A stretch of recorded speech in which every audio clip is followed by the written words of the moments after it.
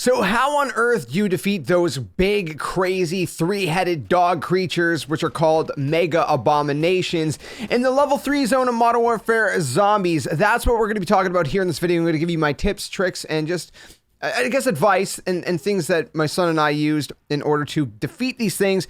They're very difficult. We only had the two of us going in on, kind of attacking this thing, but we managed to pull it off, and we pulled it off with great success. But again, I'm going to give you some tips and tricks to kind of go through this the best as you can. So if you do enjoy this one, be sure to leave a like, subscribe for more, and let's go ahead and jump into this. First things first, you can actually find the Mega Abomination in a couple different places. There's kind of like a big square courtyard kind of in the middle. I mean, it literally looks like a square. It looks kind of like a fortress if you look on the map.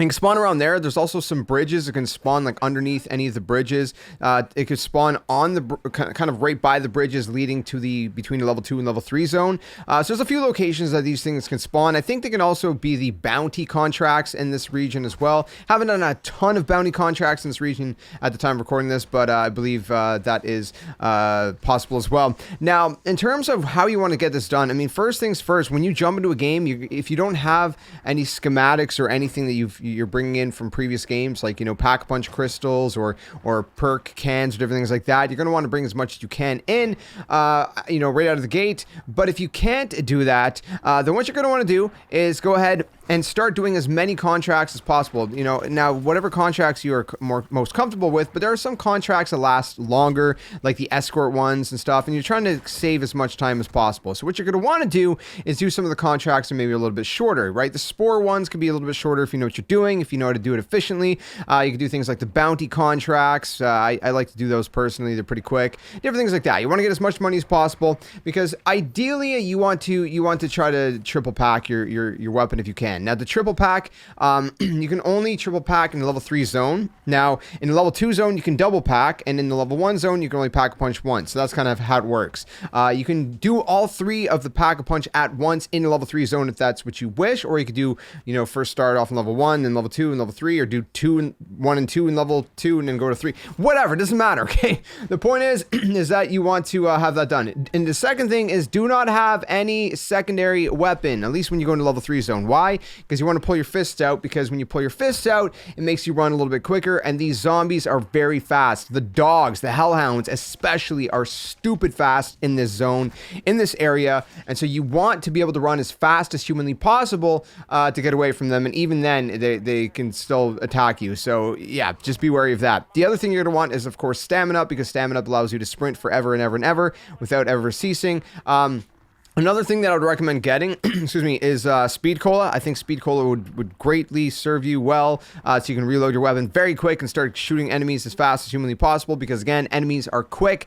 They are no joke in this area. Okay, so those are like the main perks you want to get. Anything else is supplementary. I mean, obviously Juggernaut would be greatly helpful if you're playing with someone else. Quick Revive is also very helpful. I would put Healing Aura as the field upgrade, because that not only heals yourself, but can also heal enemies around you. But at the same time, there is also that one, I'm trying to blank what it's called. It's the one that makes you go invis to zombies. So you're completely invisible, but it doesn't last long. It's like 3 seconds. So I would still go Healing Aura. That's my preferred field upgrade, but you'd put whatever you want. Decoy grenades can help to kind of distract zombies in terms of, you're lethal. I mean, I guess whatever makes you comfortable. I sometimes throw breacher drones on, but that can, have splash damage up close, which is not good.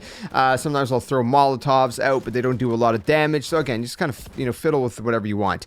So that's the other thing. So what you're going to want to do to be able to triple pack is you're going to have to get a lot of money. You're going to have to get 30,000 essence. Unless you bring in, what you could do, if you have one of those kind of normal, like level 1 pack-punch crystals that you can sometimes get as rewards from bounties, not bounties, but contracts.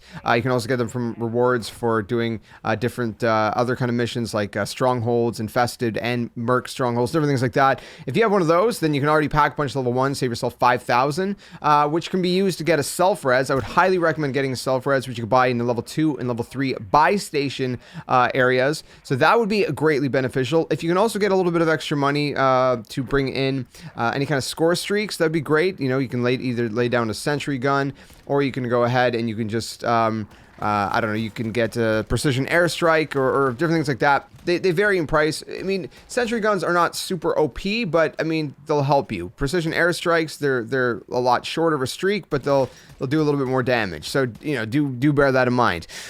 That said, you have all that. You also want to bring some extra plates. You want to have a level 3 vest if possible. My son in this gameplay had a level 2 vest and we still got it done, so it is possible to do with level 2, but the more plates, the better. Make sure you also have extra plates in your inventory, because the more plates that you have, the better it's going to be, because obviously you want to be able to restock plates as much as possible. If possible, stow extra plates. You can hold 5, but you can also stow some as well, which I highly recommend you guys doing, you know, just to give you some more plates. So that's the most of it. Now, the other thing I will mention is if you can get 5,000 credits right out of the gate, what you can do is if you go to a wall buy station in the level 3 zone, get a car, drive in, go to a wall buy, and then buy it and drive out, 9 times out of 10, it's either going to be purple for sure, or most of the time, 9 times out of 10, it's going to be a gold rarity weapon, which is going to make it even more powerful. So you're getting the Pack-a-Punch, which makes your weapon more powerful, but the rarity also makes your weapon more powerful, which is very crucial. Now, I did this with a blue rarity. At some point, I think I upgraded my weapon to blue. But I mean, again, you could pull it off with a blue. It's just going to take more damage. So I would highly recommend getting the gold rarity weapon to give you guys a little bit more of an advantage. Again, you don't have to do this, but if you can, it would be highly recommended. You know, again, if you loot caches in the level 2 zone, by the way, sometimes you can actually find gold rarity weapons there. Oftentimes you'll also find some purple ones that just kind of loot caches in level 2 zone, but you don't want to spend too much time wasting doing that either. So again, you probably better just do a bunch of bounties or, you know, different contracts, go quickly into level 3 zone, buy a wall buy there, get out of the 3 zone, go do some more contracts, get some more money, and you're pretty much golden. You're pretty much good to go. So that's pretty much, I think, the whole setup for the most part. You know, again, you want to make sure you're equipped. You know, things that can heal, self-res. You know, different things. Like I said, if you have decoy grenades or monkey bombs. I mean, monkey bombs you can't equip, but you can find them around. You can buy monkey bombs for another 5,000. But again, you're pressed on time because you only got like what 45 minutes in a game, roughly, give or take. So you're pretty pressed for time. So once you're set up, what we can do then is go ahead and fight the actual boss. So we're gonna find them, and then of course there's gonna be ads running around and stuff. That's what I mean. It's like if you can have something like a turret that you can set up that's just kind of going, or multiple turrets, or you know whatever, then I can kind of constantly pick off at ads, even though it's not super powerful, the turret, or something like that, right? If you can also have ammo mods, like brain rot is really good. If when you're shooting ads, one of the zombies turns into a friendly basically, and it starts attacking other zombies. That could be very beneficial. I think brain rot is the best mod, personally speaking. So that would be great if you could find one of those, amongst what you're doing. Those are found randomly, or if you have the schematic, I would just craft one and bring it in with you, because again, they're really, really good. And I think brain rot also ends up doing a little bit more damage when it does trigger on like special and elite zombies and enemies. So that's also good. Now, in terms of actually fighting this thing, again, it's a 3-headed monster, and what you're going to want to do is you're going to shoot at its head. Whatever head is kind of open and glowing purple, you're going to want to shoot that. It's going to do more damage. It's kind of like its crit point. You want to do that as much as you can. Also keep in mind that it's going to be times where it's going to look like this creature, the abomination, is charging up, and in fact it is. It's going to charge up and it's going to just unleash like 3 laser beams out of all 3 of its heads right at you, and that's very, very not good. It's very not good, because it's going to slow you down, kind of like that Sonic, what is it called, the score streak, Sonic Blast, I think, right, in multiplayer. Anyways, it's going to basically slow you down, and it's going to do a bunch of damage. It's not fun. It's hard to kind of avoid once you're getting hit by it, so try to take cover before it unleashes it when you kind of see it starting to kind of charge up. And besides that, like I said, just keep taking shots at its head. When you shoot at the purple glowing head, sometimes you'll pop a head, and that'll that head will be gone, and you won't have to worry about that any longer. So honestly, just keep kind of circling around. Try to do your best. If you can go into spots where you feel like zombies take a little bit longer to get to you, you could do that, and then just kind of when zombies get up to you, you just kind of like loop around, and you just kind of repeat the cycle. And so there's just you just kind of go with that sort of method, and you should be able to get it done. Like I said, you just kind of pick at it, right? You don't try to play it too gutsy. You just kind of push you know, you don't push too hard. You just kind of take, you know, you pick at the abomination bit by bit, and eventually you get it down. Because again, you have a bunch of ads spawning and different things like that. So, but like I said, decoys can help you out because, you know, they can distract zombies for a period of time and different things like that. So hopefully that helps you guys out to know how to better defeat the abomination, the mega abomination, which is also called, by the way, the mega bomb. So if you're doing the story missions, it's going to be a mission. Eventually it says defeat a mega bomb. You might be wondering, what's a mega bomb?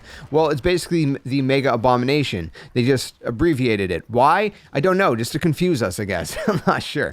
But either way, hopefully that helps you guys out. If you did enjoy this video, if you found it useful, be sure to leave a like, subscribe for more, and let us all know in the comments below, do you have any tips yourself for defeating this thing? And, you know, that maybe I haven't mentioned. If you do, let us all know. And again, be sure to stick around for more content here on the channel. And let me know how you guys are enjoying Modern Warfare Zombies. Again, we have a bunch of videos up on the channel, all the cutscenes from the story, all the main story missions. There's going to be a walkthrough on how to complete all the story missions, kind of taking you guys through all that and explaining how to get, you know, all of it done. If you need a little bit of extra help, we got a lot of stuff, you know, on the channel with Modern Warfare Zombies, everything else Modern Warfare, and everything else gaming. We love to talk about the games and play the games here on the channel. So if you love that too, stick around for more. See you guys soon. Another one. Tell them friends. Game on. And thanks for watching.